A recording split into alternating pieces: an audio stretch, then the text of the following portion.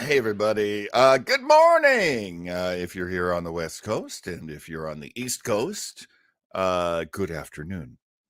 Good Sunday afternoon to you. I hope you just finished your big roast dinner with Grandma. She made you roast and taters and squash.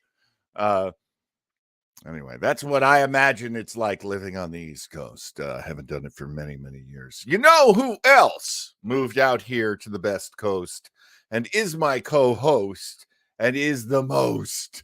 Ladies and gentlemen, the best damn number one in the fleet. Have you said hello to Flobo Boyce? Grandma's got squash? What are we doing here, man? Let's go. Let's get out. Goodbye, everybody.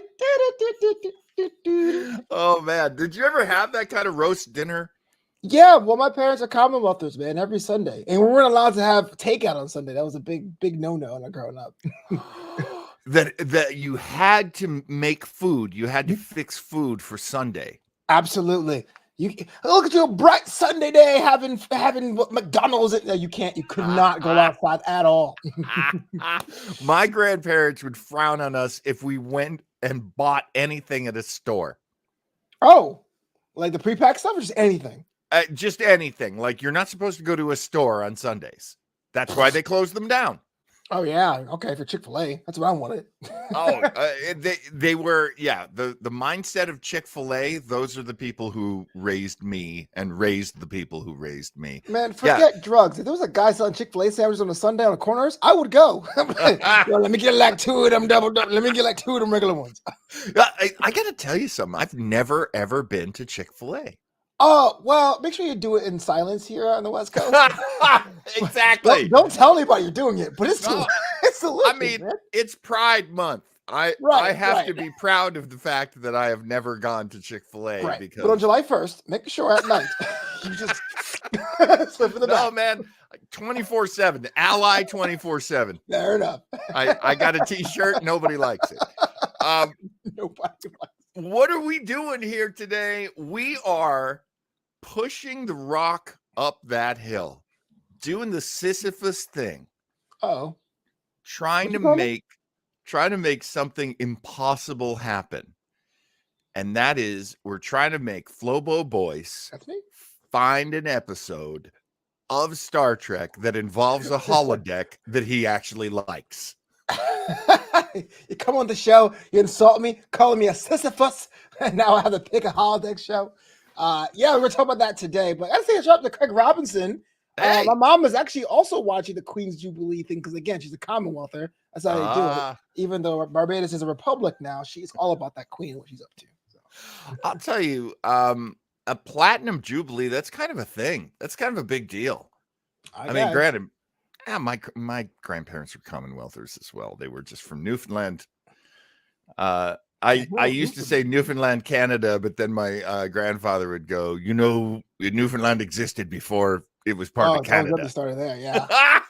It's a weird thing. So for those who don't know, for Craig, right? In the United States, Canadians have like this crazy reputation of being nice. Except for people from Newfoundland. They hate people for no reason. It's like, those Newfies. Like, why? I have no idea. It's so bizarre. There was I mean, this is like the broadest, quickest way of describing it. Newfoundland was a property of the Queen. It was part of the Dominion, but it wasn't part of Canada. And then basically they went broke. Oh. And then they had to become part of Canada. They had to go under the umbrella, if you will. And so there's a lot of resentment, like historically. Not only that, but anytime Newfoundland, and then I lived in New Hampshire, and as a state, it's the same way. Anytime they go their own way, they go like, oh, that's the guy you want to be prime minister? We don't like him. No. And New Hampshire will do that in the primaries. Like, hey, everybody, this is the guy who should be president. And then later, everybody's like, nope, somebody else is going to be president. Thanks for going first and being wrong. First. Yeah, I gotcha. And so there's this, you know, kind of like you're overlooked, you're not included. Explains my personality perfectly. Wow. So you are Newfoundland. Respect. I'm a Newfie. I'm a goofy Newfie in that sense. And I have to say, bringing it back to our show. We in Star Trek, when I was quite young, if you liked Star Trek, you were a nerd and you were either literally spat on or you were figuratively spat upon. Damn. But, just the fact that people could stereotype you really hard as a sci-fi fan, as a Star Trek or Trekker or Trekkie, just because people could do that, they did do that. Now, Flobo, you should know, folks watching, Flobo joined fandom more recently. Right. And Discovery would be your show? Yeah, I think so. I think everything ends up being based on the Discovery. Even though I've dabbled with images beforehand, I think that's the first show I sat down and listened and watched. So I always put that through Discovery's lens. And you do like a lot of Trek. I mean, that's the thing. Like, I do like a lot of Trek going backwards. I think I'm a fan of Star Trek, but I always hesitate saying Trek-y or Trek-er because of what the connotations of what that means. Now, I'm also a wrestling nerd, a baseball nerd, all that good stuff. But I feel like Star Trek fandom for a long time was almost like what a sobriquet or kind of a microcosm. I don't know, essential. What's the big word here of what nerddom is? So I was always hesitant or tentative to be like, yeah, I'm one of those guys. But yeah, I love a lot of Trek. And I was always hesitant, but only because all the people I knew who were friends, who were fans, who were big time fans, knew so much more than I did. Like, their brains are the giant. Oh God, the guys from the Captain. Telosians? Telosians. There are all these Telosians with these pulsating brains, and I'm just like, got my little caveman brain, just like, well, me like it too. That's how people hang with you. Oh, or Joe Townsend, or Chris Pitcher, or Mr. Kramer. Like, everyone's a genius. I'm kind of like, hey, space go boom. Vulcan don't have hair. I mean, Klingons don't have hair. I mean, I have to say to anybody watching, I value Flobo's opinion so much because his mind is open to Star Trek, and I can show him things that have always interested me about Star Trek and get his reactions. Also, we met as comedians, so Flobo's opinions and reactions are hilarious to me. You're easily amused. Well, hey, you're an entertainer, and you entertain me. Just me be confused every week. What happened here? Chris Pitcher likes to throw in the and now unreachable girls dress up as TOS characters. It's Chris so in. He goes out on the internet. It's so funny. And Chris, I think you'll let me tell everybody this. He goes out on the internet and he finds these cosplay girls dressing up in Star Trek. And then he's like, man, they're way too young to know about Star Trek, but still I respect what they've done with their look. That's not his voice at all. He's like Rumpelstiltskin. I don't know why I'm making you sound like this, Chris. Why are you guys friends? What's my impression of that? I tell you what. My name's Flobo Boyce. I'm Flobo Boyce. Argle, bargle, bargle, bargle. That's my invitation of everybody. Hey, man. He's right, though. It's kind of cool that, even though sometimes I feel like I'm a veteran of a forgotten war of my books being thrown down the stick. I was an Archie kid. So, like, even for comic book readers, Archie comics were, like, off to the side. And no one read Archie comics. But I did because my tutor was realizing that I wasn't bad at English. I was just reading too advanced for my grade. So they kept giving me comics to keep me stimulated. So I get that. And now everyone wears, like, Archie jackets. And there's, like, people dressing up like Jughead. I go, wait. You get to do everything that I didn't get a chance to do. But you know what? At the end of the day, like, that's how properties live forever. I was 6 years old when Sonic the Hedgehog came out. And the second movie came out in 2022. If I had kids, I'll take them. Yeah. And that's I have loved that part about being a fan of dorky stuff. I love the fact that I can sit down and rewatch Avengers movies. That there's 3 great Captain America movies. Like, these are things I dreamed about when I was like 14 reading comic books. Yeah. So the fact that I've got that now, 55 years later, you don't get there for 45, man. 45. Yeah. Well, hey, God bless. We should get to work here. Oh yeah, right. On this episode. So the object here on on on Starbase 80 is to drag Flobo Boyce through holodeck episodes. We're going to give you the week off next week. That's not going to happen next week. We're doing a whole different thing next week, Flobo. Okay. But right now, I'm going to drag you through another holodeck episode, and we're going to see if you can like it. Yeah. So far, holodeck episodes do not please Mr. Boyce. They do not. Now, illogical captain. And let's get that out. Like, why do you think you don't like holodeck episodes?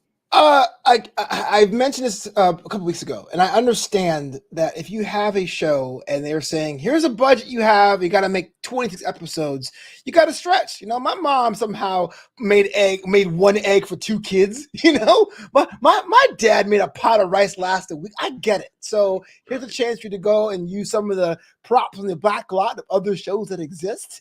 But I'm watching it now as I'm deciphering these things, and everything just stops. Character development kind of stops because you're playing other characters. The storylines happening outside of everything stops. And to get to the holodeck, which is what we'll talk about today, is usually some kind of contrivance that's so off the wall that you go, okay, I guess we got to turn off our brains now. Why does this happen? Gobbledygook science. Cool. Only Dixon Hill can save us now. Like, and there's no stakes because the day is saved. It's a holodeck. So you're like, well, what was this whole hour for? But John is like, you know what? Tough. Finish your vegetables. And now, all month, we're getting holodeck episodes. Okay, so if I can remember the episodes we've watched so far that take place in the holodeck, there's the 2 episodes where Geordi on The Next Generation has created a hologram version of the scientist to help him learn more about the ship to get out of these emergencies that they're in.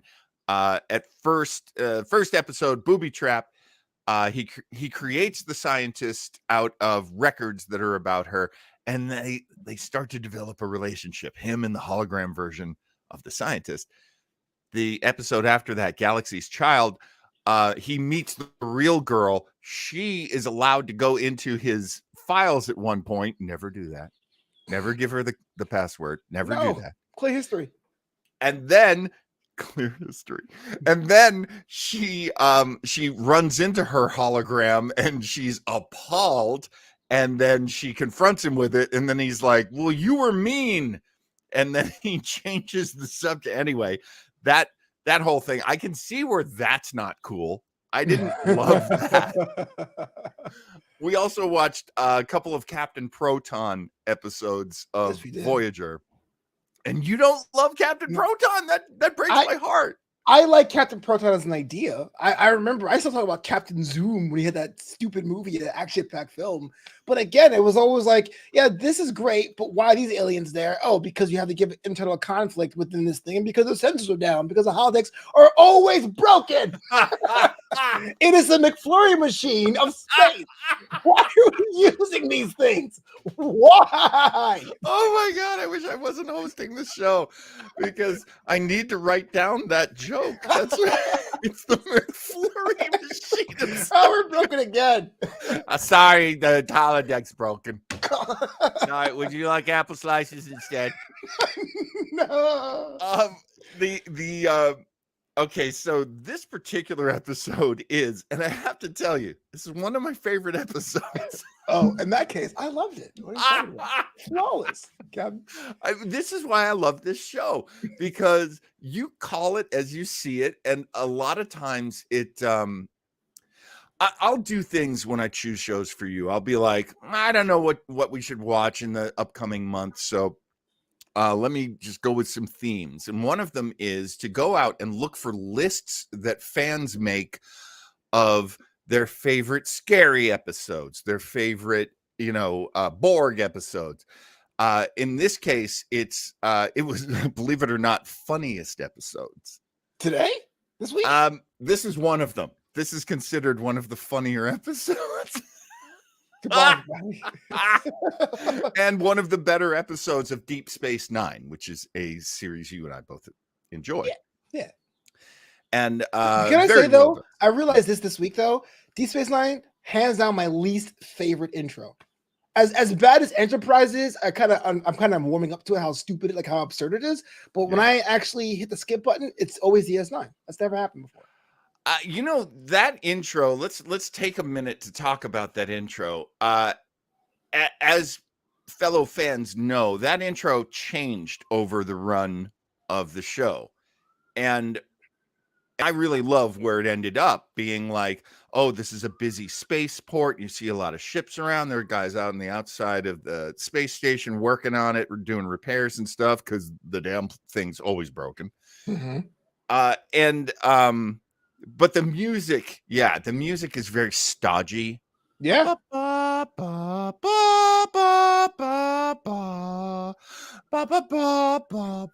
Oh God, this is gonna go on for a while, isn't it? Yeah. And it does. And it does. Kind of feels like something kind of grandiose for like a hood stop. You know what I'm saying? Like, you know, like, welcome to East Los Angeles. It's like, I get it. There's the gas station. And that's why I created the theme that I created for this show, because I always think of Starbase 80 as being like a bodega. Yeah. You know, like, yeah, go get your mints, your condoms, your cigarettes, your fat Sunday paper. You go get that on Saturday night. Right. We're just arguing. So anyway, Bashir's the best augment of all time, player. Like, just mad in the corner, like throwing dominoes or something. There's always a cat. Always like a dirty cat. Like, hey, what's up? Yeah, I sit on the papers. What Cat about talks. it? Yeah, I'm a New York cat. What do you want from me? You gonna buy something? Come on, it's in the library, pal. Craig Lubin says DS9 head shop in space. What's up, Craig? Long time no see. You know, I'm so appalled that at one point we had 6 viewers, now we're down to 4. Man, I am just screwing this up. Fair enough. They deserve it. Fair enough. Let's take a look at our man Bashir. After all, we're 20 minutes in. Why not? There isn't a whole lot to talk about here. It is a really straight ahead story, which I appreciate. You've got 2 stories running. One is our man Bashir, Dr. Julian Bashir, here in the 4th season of Deep Space Nine, 10th episode. At this point, Voyager has debuted on UPN. And Star Trek's going really strong. A lot of people who absolutely love The Next Generation are not exactly embracing both of these newer shows. Mm-hmm. So we're seeing kind of a movement within Star Trek of Star Trek's moving forward. Not all of the fans are with it. That was my opinion anyway. Oh, I'm sorry, Mr. Boyce. So that makes sense. The teleplay is by Ronald D. Moore. So he's doing Ronald D. Moore, for me, made science fiction work. I love what he did in Deep Space Nine. I love the episodes that he did in The Next Generation. I love Battlestar Galactica, the revival that he made. Just a real genius as far as I'm concerned. The story actually is by Bob, and I'm guessing it's Gillen and not Gillen, but I apologize if I'm getting it wrong.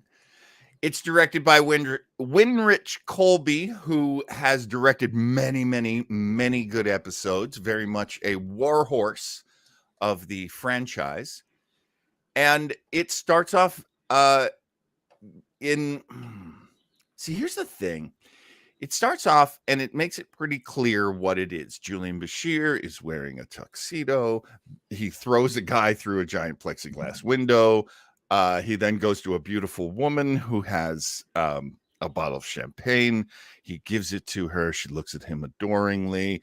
He looks at the bottle of champagne. He sees that the guy that he knocked down is not knocked out. He's sneaking up behind him, turns around, opens the bottle of champagne. Boom, cork, knocks out the guy with an eye patch. Evil guy eye patch, whatever. And it becomes clear what this is when she says, Mr. and he goes, Bashir, Julian Bashir. And Womp womp womp womp. and it's Get it, James Bond? Get it? Okay. it's a James Bond holo novel, I guess, hologram that he's experiencing, and he is suddenly interrupted by the most annoying noise in the world: someone sarcastically clapping. I always say that's the best way to show you're a heel in wrestling. Oh, good for you. But I will say this, that clapping in particular was super annoying. Like, I was watching it casually and I was like, stop clapping. Oh God, stop clapping. What are you doing? And I said, I couldn't be, look, in my notes, from the clapping to the interrogation, I've never felt so annoyed with Garrick than any other moment in Star Trek. Garrick is, and he was clapping fast. That was the best part. It wasn't even a slow clap. It was a fast clap. Super annoying, Garrick. This is a great moment. Actually, I have to grab my notes for a second. This is a great moment to ask you, Mr. Boyce, Yes, Captain. what you think of the character of Garrick and his relationship with Dr. Bashir, because that's been going on since pretty much the pilot of this show. Didn't have an opinion on the guy until this episode. And I wanted him gone. I wanted him vaporized in the same canon that he was Dr. Phlox and Two Things. I just, like, why would you see a guy doing something on the holodeck, right? Yeah. And thankfully he wasn't running the porn algorithm, but he's doing a thing that you could tell didn't involve you, and you somehow used not Jedi mind tricks, but logic to get yourself invited. What, for what reason? What could possibly be gained in the holodeck? You know, there's no reason why I couldn't be here. Go do something else. You know, things to do. You have a job. The only way I could really, I know, seriously, nobody needs clothes made right now. Garrick's the tailor. Come on, nobody needs their cuffs redone. Really? Nope. This is my least favorite thing in any kind of plot for any kind of fiction, which is, why is this character there? Because he has to be there to make the story move forward. Ugh. Well, that's not a reason for him to be there. That's a reason for you to have him there. So I question that. It can be explained, but it's not a great explanation. The writerly part of my brain goes, oh, well, Garrick loves to spend time with Dr. Bashir. Dr. Bashir is like one of the only people who hangs out with him, because Garrick is a spy for the Cardassians, and everyone knows that. Mm-hmm. It becomes clear in the storyline of Garrick, which is actually a great storyline, that he was sentenced to be on Deep Space Nine. He is actually hiding out from the rest of the spies. They all hate him so much that if he was on Cardassia, he'd be dead. Mm-hmm. So that's okay. Little witness relocation. And he's a tailor, and he's nothing more than a tailor, he says. Anyway, he's got. I'm sure he could find a lot more obscure places to hide than Deep Space Nine. Like, well, I'm witness protection in New Jersey, in Hoboken. No one will find me here.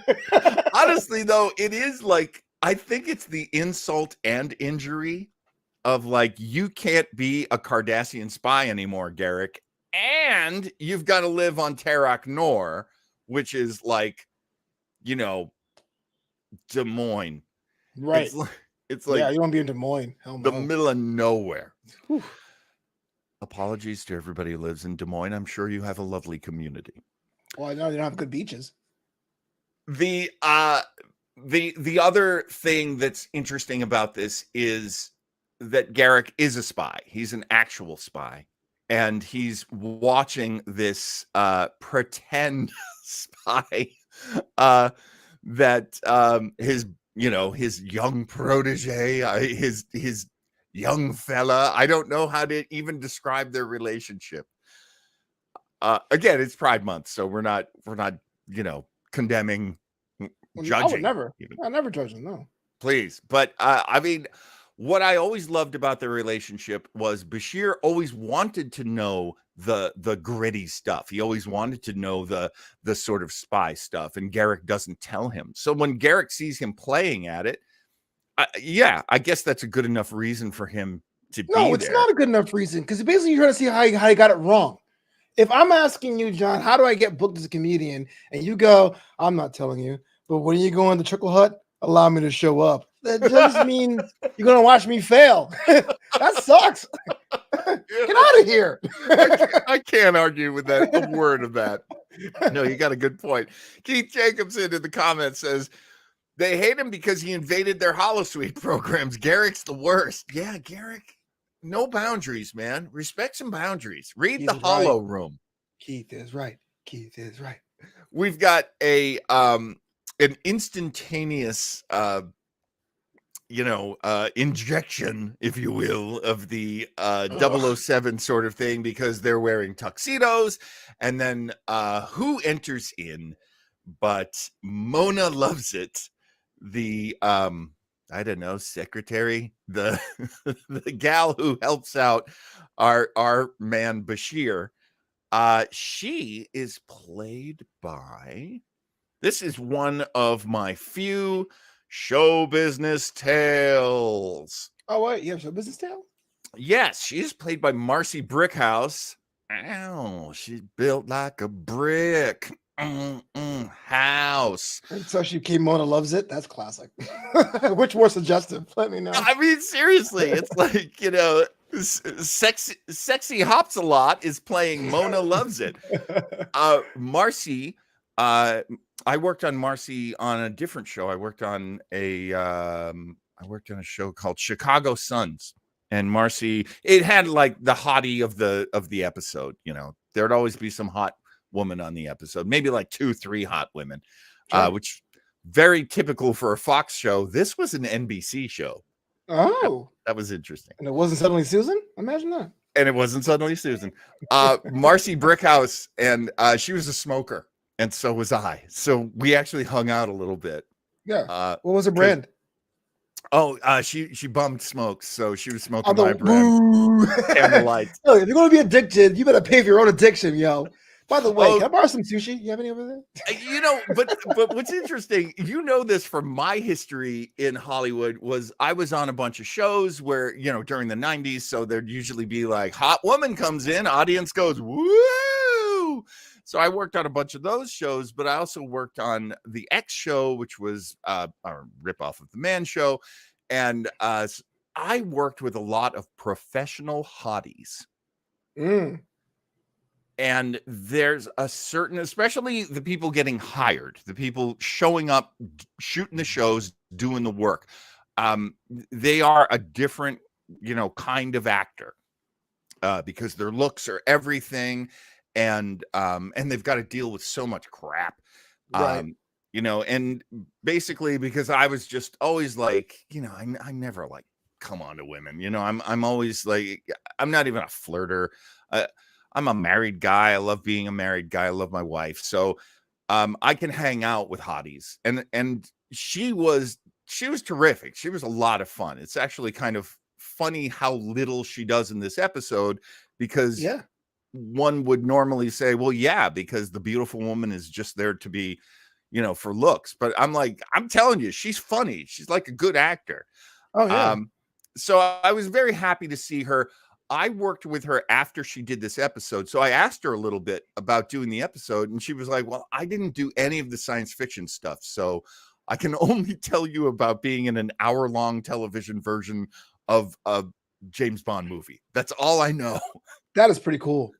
Almost as cool as Uncle Bunk's Trunk. Learn more at Etsy.com/Uncle Bunk's Trunk. Hand-curated craft pastries from all over the planet. Beautifully curated by the Weber Compound. Uncle Bunk's Trunk, available now on Etsy.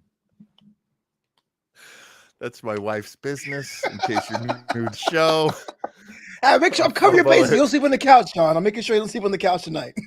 I'm just saying. My wife doesn't mind any of that. I used to come home from working on the X Show, and I'd be like, honey, we did a little sketch on the show where there were like girls lap dancing on me. So I hope that's okay. And she's like, I don't care. I know you're not. It's like a TSA, it's like spot check. Listen, I already clear. I had lap dances. I'm just like, just so you know, just so we have it in the record that I told you. She's like, yeah, did it in the fridge. Get out of here. I mean, honestly, God, I'd call her before my friends would be like, "Yeah, we're going to a strip club. Come on, come on." And I'd be like, "Honey, the guys want to go to a strip club." She's like, "I don't care. Go ahead."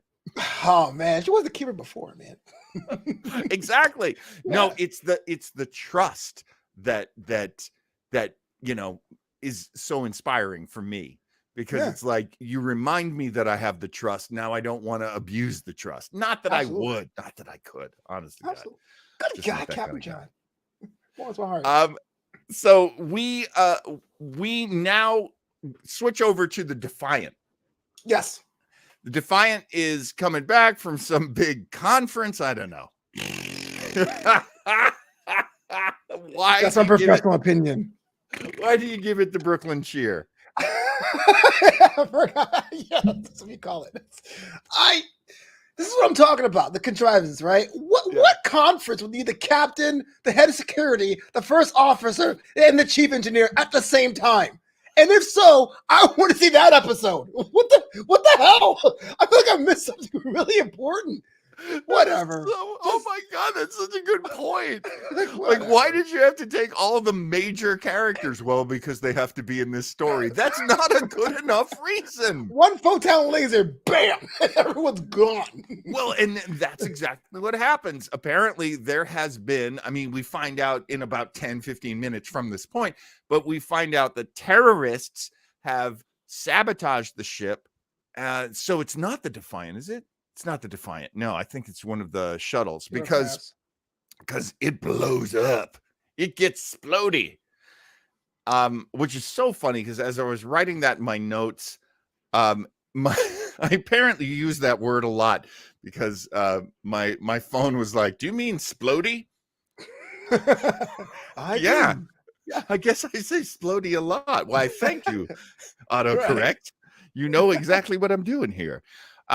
So they have to get beamed off in an emergency, super fast way, and things go wrong, and they lose the signal. Now, I have always been a bit of a nerd on the subject of Star Trek transporters, how they work, and how they relate to holodecks and replicators, which is basically what they're telling us is, if I want to get Flobo from one place to another, I lock the transporter on him. I then scramble. Basically, I take you apart atom by atom.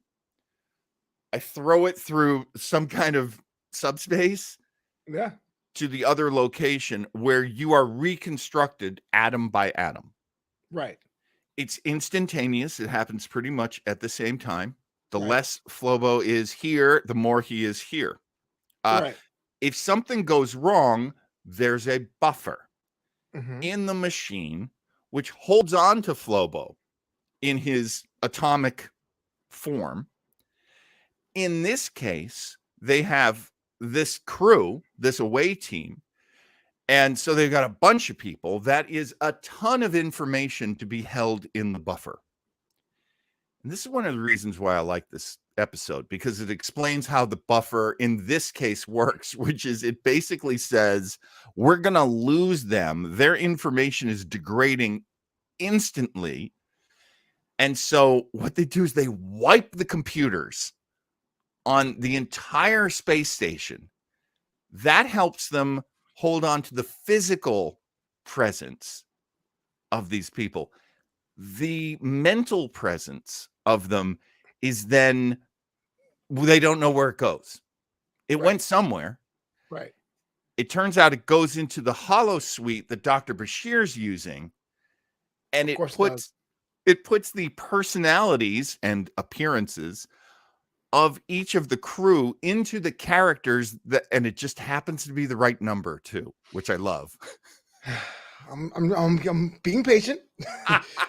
And so the physical presence of the crew is in the ship's computer. Their personalities, their minds are in the holograms. And so all of the characters in this 007 novel that Julian is playing are now the crew members. I liked that. That Yes. entertained me. How Sure. did you feel about that though, Flobo? I like the end. I like the idea of having personalities somehow interject itself into the thing, which counts to be a common trend in these holodeck stories. But I feel if there really was an issue, and not to make it all science, because I'm not really a scientist about the future technology, but if there was an issue where, and it wasn't a Star Trek motion picture thing where they're just like, and they're done, right? Yeah. If they're being like, they're being energized back, and I guess they get new clothes when they arrive, or the clothes come with them. It doesn't matter. It's irrelevant. That's a very good question. I don't know. I feel like this story would have worked for me had there would have been that ticking time bomb crunch. Yeah. In this episode, because it was over 3 or 4 acts, it kind of felt like, okay, I hope they figure it out. Not a big deal. But if the degradation is actually an issue, I want people running and steam flying and lights and Right. different color alerts. And I kind of feel like as a short trek, it would have killed. It would have slapped, as the kids say. But I really think like everyone's kind of shuffling their feet. Like, all right, is that plot done? We figured it out. So it's kind of like womp, womp, womp. Well, look, we've got some great writers on this episode. And yet, I think it's fair to point out the sort of shallow parts of the episode. There is, as I mentioned before, there is a lot in here where if you ask questions, the answer to the question is so that we could have this episode. Why did you do this way? So we could have an episode. Why did you do it like this? So the episode could exist. And that's not a good enough reason. Sorry. Yeah. Now the real I'll jump in there real quick. Imagine if this was the same thing, the spy novel in there, and there was maybe like an act or scene where a character gets thrown in, and it was like, Julian, look, we're trying to figure it out now. It crossed over. We're trying to pull them out. Do what you gotta do. Do not interact with them. Don't kill them. For example, I think having the quick ticking time bomb would have added stakes to everything. Yeah. But as it is right now, everyone's kind of casually acting in their roles. And I go, well, is it really a threat? Are everyone just having a field day? Like, is everyone chilling? There's this happens a lot in Star Trek, all of Star Treks.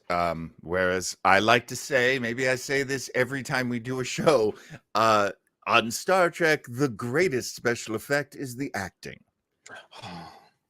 And look, when you're doing 26, 23 episodes per season, depending on what the show is, but like 26 for Next Generation, if I remember correctly, and you're doing 7 seasons, that's a lot of episodes. That's a lot of work. And like people putting in 18-hour days and 6-day working weeks and there's barely any time to do all the things you need to do to make these shows. People get tired. They get exhausted. And so frequently they'll come up with an episode like this one where Nana Visitor, who plays Kira Nerys, is now playing the Russian spy who loved me in the Julian Bashir spy novel. The villain, and we've seen this quite a few times in Deep Space Nine, is played by Avery Brooks, who plays Captain Sisko. They are getting a little bit of a vacation to play characters they don't normally get to play. Makes the actors happy. Yeah, I get that. And also, for somebody like me who at the time wasn't a big fan of Kira, now I like her a lot because now you better. Now I just totally feel like her journey, and her journey, which is like so many other characters' journey in Deep Space Nine, which is they start off very broken and very brittle, and then are able to, soften and relax and become who they are. So like Leon Noonien Singh, you say? Yes, yeah. I and that's honestly when we discuss Strange New Worlds, and I say how much I don't like Leon. It's always in my mind that eventually I will. Wait, swerve? I had no idea. You didn't know that? I thought you were trying to heal on somebody. I didn't know you actually are giving some open links to come across. Honestly, the thing about Star Trek is they will use What's a not insulting way of putting this? They'll use a lot of tropes when they start, and they can really annoy you. So the pissed off woman, that's how Kira Nerys starts. That's how Laan Singh starts. I hate that trope. I hate the, short fused woman. I hate the short fused anybody, honestly. It's not just gender, but this short fused, snappy, eye rolling character. I just don't need that in my life. I have enough of that. Okay. I can't buy something at the effing grocery store without getting that attitude from somebody. Damn. Usually the woman who's like, "You didn't bring bags?" No, don't get me started, because bags are inverse tax on the poor. Are being political? Anyway, I see what you're saying. I'm saying the taxing issue. I get that, the idea of tropes and relying on that because it's shorthand and procedurals tend to do that. Not saying that's not is a procedural, but that's another genre that kind of relies on tropes. Hey, this guy, you want to make a guy a gangster, give him a bandana and a cut off jean jacket, and then boom, he's a hardened criminal. Bada bing. That's so true. Oh my god. Have him say things like Mira. Yeah, exactly. He's the bad guy. CSI Miami, we know exactly who the bad guy is going to be. Yeah, stuff like that. And actually, this is so funny. I don't know if we've had this conversation before, but in many cases, a Star Trek show is a procedural. Yeah, this thing went wrong. We have to find a solution to this thing that went wrong. It happens very much in this one, where the guy left in charge is Michael Eddington. And as Craig Lubin reminds us, all made possible, saving the day, all made possible by Michael Eddington, future Maquis leader and Cisco nemesis. That's a great storyline. I love that storyline. Have you seen much of the Eddington stuff? Can't say it rings a bell. We're going to watch it sometime in the future. That's so Is it on the holodeck? Because if so, it's not at all on the holodeck. Not one part of it's on the holodeck. I have been slowly working Flobo up to watching In the Pale Moonlight. It's a long journey. Ooh. But it's one of the greatest stories of Deep Space Nine. So eventually, stick with us. Eventually, we're going to watch that together and get Mr. Boyce's reaction to that. Eddington has to work with Rom Moogie, the genius engineer brother of Quark, and they are basically rewiring the station. And the scrambling around that they're doing is then reflected, I don't know, in juxtaposed with what's going on in the holo novel. Now, Julian has made contact with Eddington and the crew that's trying to save everybody who's in the teleporter buffer. And he realizes one important thing. No one can die. If someone dies in this holo novel, they will die for real. So he has to keep everyone alive. Of course I do. Good conflict, bad conflict. I mean, I feel like you had to put a stake there to make it immediate, or else it'd just be totally detached from anything. So I get it, but I really feel like in the science of it all, it wouldn't make sense, right? If there's just information and they're just atoms in a holo novel, then it shouldn't matter if they die or not. Right. They should still be stored. They should still be in there. I guess the thing they're telling us is they don't have any storage space, which happens to every computer I've ever owned. Eventually, what is on your computer, sir? It's crazy. I'll buy a computer and they're like, "Yeah, you've got 2 terabytes," and I'm like, "Oh man, I'll never use 2 terabytes." Right. 2 years later, it's like, you've got 1.89 terabytes of information here.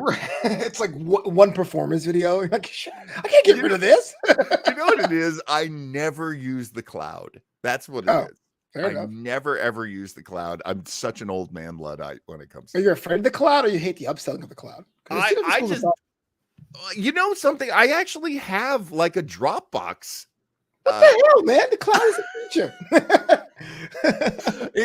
To me, if you have it in your room, you own it. If it's on some servers in West Covina, you don't own it. Of course. And you pay them monthly for the license of the thing you own. Duh. Square. Like, come on, man. Club.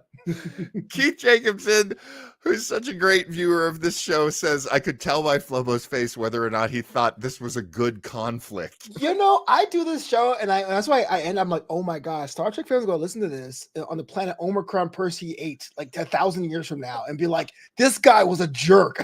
Why is he on every single week? So I appreciate you, Keith. I really do.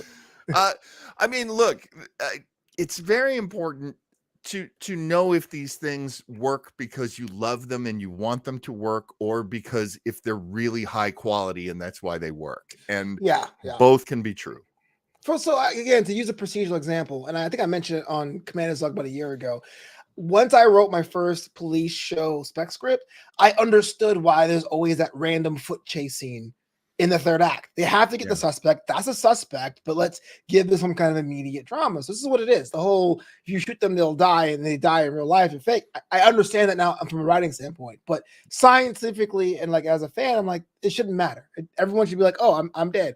Or, you know, it'd be kind of cool if someone dies, their atoms would be arranged differently and they don't know what the result will be. Now that to me makes a lot more sense than being like, he didn't just die. You know, what if Worf came back with like a broken arm, like on top of his head or something? Like, that would be cool. Give me that. That's crazy. I like that. That's crazy. And you could do that by having, like, you know, Ensign Boobity Ba, you know, which is what they did on the original series all the time. Somebody would die, something horrible would happen to somebody, and it's like, oh, that's terrible. We need to change how we're doing things. Too bad about that guy. Anyway, moving on. I just love that about original Trek. How do we know it's dangerous? Well, our away team came back and they're all dead, so it's pretty dangerous down there. They don't do that so much. Okay, so skipping ahead, I wasn't sure about this. Let me throw this one at you. Garrick just goes, "This is stupid. Let's get out of this hologram." And if he leaves, it will now probably kill everybody. Mm-hmm. So Bashir actually turns a gun on him. He's holding like the spy gun that he made out of his shoe and his wristwatch or something. And he's like, if you try to leave this program, I will shoot you. And Garrick's like, oh, you won't do that to me. We're friends. Sourpuss? Psychopuss? Psychopuss, yeah. Buddies even. Exit, stage right. So Garrick, that's my Garrick imitation. And so he actually shoots him. Bashir actually shoots him. And then, because he's a doctor, he's like, don't worry, it's just a flesh wound. I actually like this. That was my favorite for the show. Not because he shot Garrick, which bonus points for doing that, but because again, all the danger had just been talked about. Yeah, and what that really meant. And so there was that level and seeing an actual injury on that level. But two, understanding what that spy entailed. Julian has this fantasy, and I think if we are on a normal holodeck day, he would have shot that gun or used some trip wire out of his watch or something. So it really felt like, I can't believe I'm saying this, it felt like a Timothy Dalton scene out of James Bond if it was on another planet. So if that we were going for, that late 80s Bond, I think that whole thing worked for me. Yeah. You know, it's funny. I actually took a James Bond film class in college. Good money was paid for me to do that. Wow. And so we read all the novels and we watched all the movies. It was so much fun. It was the early 80s, so there wasn't a whole lot to watch. But one of the things that comes up over and over is the fact that normal James Bond is a cold-blooded creature. He is a killer. He kills people all the time. The stories of James Bond are mostly about how the human comes forward. So somebody he loves gets killed, or somebody that he really enjoyed working with, somebody who was a good person, gets killed by the bad guy. And now it's personal. And so I really liked that part of this episode because for Garrick literally says, if one or two people from this crew have to die, so be it. We just have to quit and just get out of this lose-lose situation. And Bashir basically says, I don't accept that. It's personal to me. And I will shoot you. Yeah. Who invited you anyway?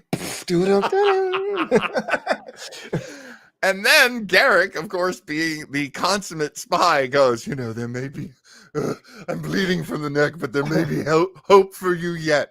Was that like a face-off? Like, oh, I've been shot, but I'm basically okay. I was a 22. Ouch. Yeah, I got you. Owie. Yes, well, I mean, Bashir, I guess, is such a good shot that he could do that. There's another thing that I love about this, which is Star Trek characters now playing villains.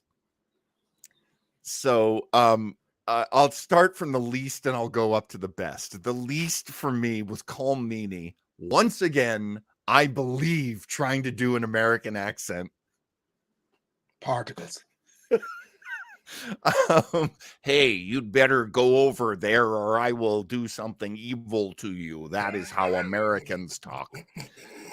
And then there's Spot on. Much better was Duchamp, who's this casino guy. And he's how our heroes are going to get to the big bad, Dr. Noah. Dr. No. Ding. And then I hate puns. I don't know if that's Gillen or if that's Moore, but and then so yeah, this guy Duchamp is Worf. And he's wearing the Worf makeup, the big giant Worf Klingon head, but also a really beautiful evening tux. And smoking the hell out of some gigantic cigars. Yeah. Which later, Dr. Noah, played by Avery Brooks, who's playing Captain Sisko, playing Dr. Noah, he's smoking cigars. And I'm just like, is this how the guys who smoked cigars in the cast got to smoke at work? I don't think so. All you need now is Dave They were making digging it. Yeah. They seem to have so much fun chomping on those stogies, being evil. Oh, you know what? It's kind of something I didn't think about. So I saw this episode. I watched the episode on Tuesday, but last night I DJ a wedding. That's my day job, even though it's nights and weekends. And I wore this new black suit, Mandarin collar, and I was sitting there, and I felt so suave. I don't usually feel suave in suits because I'm usually working, right? I said, if I was an opportunity to do that, to sit there and chomp cigars and sniff to your brandy, I would totally go for it. So like, I actually had notes on how much I thought how cheesy those scenes were, but now living it myself, I want to rescind that and say, I get it. It must be a treat to be an international crime lord villain. Absolutely. And let's go to that part because that really is my favorite part. Anytime Avery Brooks plays a villain, I feel like, my God, he's so good. I enjoy this so much. And it hasn't happened a lot in his career, honestly. He's played sort of amoral characters, like Man Called Hawk. He's heroic, but he lives by his own code. I think that's lawful neutral. Something like that. Yeah, gaming nerds in the comments. What was Hawk? Was he lawful good? What I don't know. Anyway, the way Avery Brooks plays Dr. Noah he is so crazy, and I just really dig that. Did that flip any switches for you at all watching Avery Brooks at work? Much like Thanos, like this needs to be done. I was on board. And the thing that needs to be done is he's going to remake the world. Classic Bond villain. Basically, he's going to take all the people that he thinks belong on the Earth, and only they get to survive. Once again, the old, playing God, Noah in the flood. Dr. Noah. Leo Genesek, D&D nerd from way back, says that now I assume this is Captain Sisko we're talking about. True neutral with good tendencies. Interesting. I don't think most dungeon masters would let you word it like that. Yeah, Leo. Leo just roll a 20 on insight. Yeah, I was chaotic good. And Craig's just like chaotic good. Boom. Doors closed. We're done. Chaotic good. Why do I picture him with that Jersey accent too? Oh, chaotic good. You know what I'm saying? Bada boom. I knew a guy who was good. It was chaotic. Chaotic. What are you gonna do anyway? My kids played his kids in softball last year. It was great. Hey, we slaying this dragon or what? Come on, let's go, people. Come on. Okay, so we get to the end of the episode, and was this clever? The big doomsday scenario, in order to keep everyone alive and keep the story going, Dr. Bashir, as Julian Bashir, the spy, lets the villain win. Did that work for you at all as a story? Okay, so in the context of the story, it does not. But I think it is pretty bold for writers to do that, because we always say the good guys always win. So to me, it kind of ended a whimper, but I commend the writers for giving that shot. So it worked in a weird backward way. Yeah, I think for me, this is where it all came home. Was like, yeah, I mean, we understand as a story goes that it must not end this way, but in order for everyone to live, in order for everything to be fine, your novel ends badly. Your novel ends with the good guy losing. And that's just like a weird play on my mind as a guy who knows stories. I never saw that coming. Yeah. Because in stories that just never happens. So that I loved that part of it, honestly. Yeah, why not? I mean, I know there's a bunch of movies somewhere where the villain wins, but even though it's kind of cool, they don't tend to be remembered as fondly as the Hollywood ending. It's for Hollywood ending for a reason. Exactly. So we do get to the end, everyone gets recovered, and then Garrick has a little bit more respect for Dr. Bashir. Dr. Bashir saved everybody. I don't know. There's no like big happy ending here. And that is the problem, because if you extracted this episode out the season, nothing really progressed. Now I get it. Things are more episodic, but I will love that moment where like Garrick goes, you know, it was kind of like, oh, you shot me. I respect that. Right. I think, okay, I'm going, let's see. Couple of things here. Okay, so Alexander Siddig, who plays Julian Bashir, has said of this episode, I think our man Bashir is probably one of the most important in terms of changing attitudes towards Bashir. I think it was probably one of the most influential episodes. I don't know if it's one of the best, but it's certainly super influential. I remember opinions began to change after that episode. So that would probably be an important one historically. Yeah, I mean, look, as a fan, Bashir starts off really lightweight. He's friends with Garrick because he's so interested in Garrick being a spy. He wants to be more action adventure guy. This happens in the very first episode. So this is maybe a maturing of Julian Bashir. Sure. Maybe, I don't know. It's kind of hard because for a lot of the first times seeing Bashir as someone who came into DS9, I guess 2 years ago now, it was really off-putting.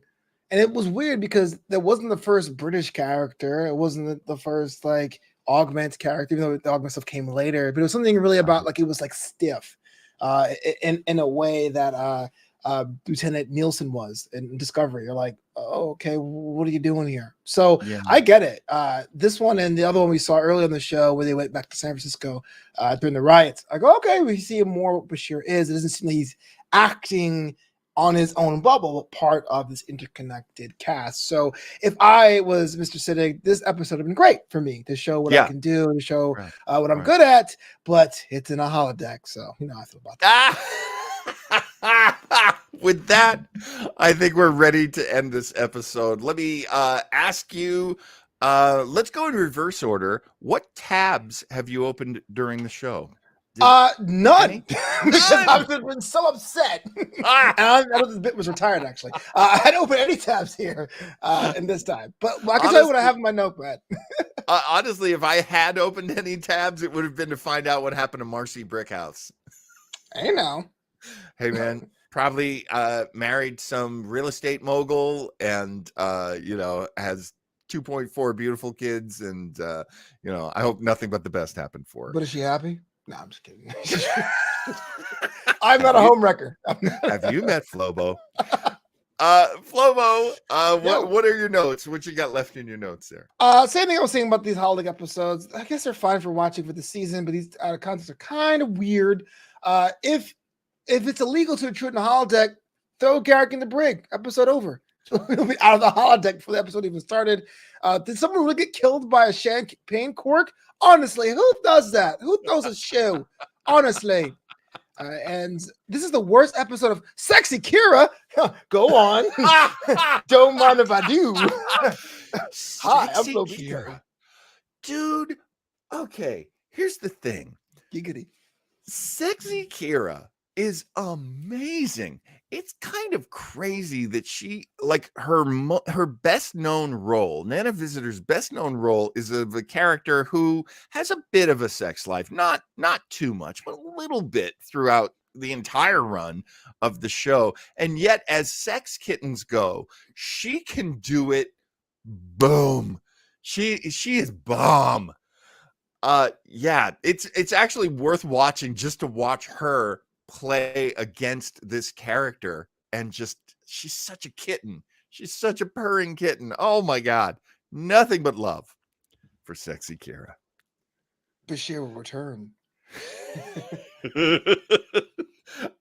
Okay, I think that's gonna do it for this episode. Yeah, I am sorry that I have yet to find a holodeck episode that you will like.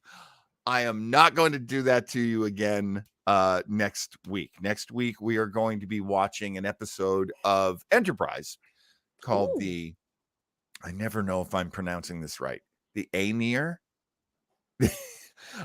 Basically on Star Trek Brave New Worlds. Strange New Worlds.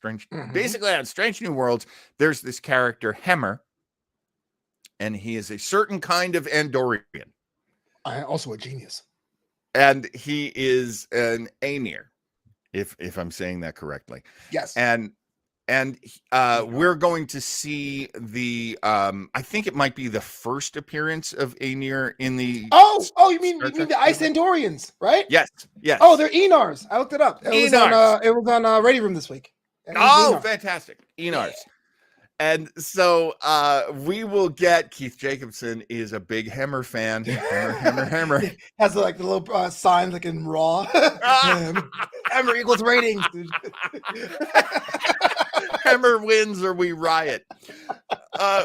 And there's a great little bit of background here that Enterprise gives us to this particular kind of Andorian.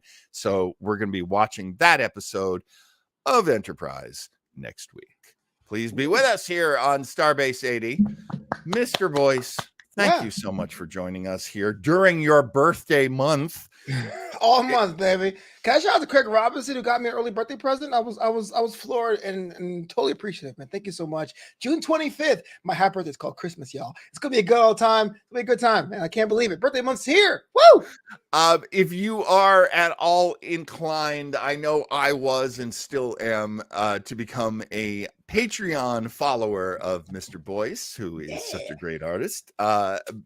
Mr. Boyce, how would folks do that? Stop. Yeah, we got bonus shows, interviews, show notes, and more. Especially my favorite show, Flobo Tries, where I do crazy things or try girls' fruit. Patreon.com/Flobo Boyce. We call it the Boisterous Crew because puns are a good way to remember things, even though I hate them. Patreon.com/Flobo Boyce. Be a member of the crew.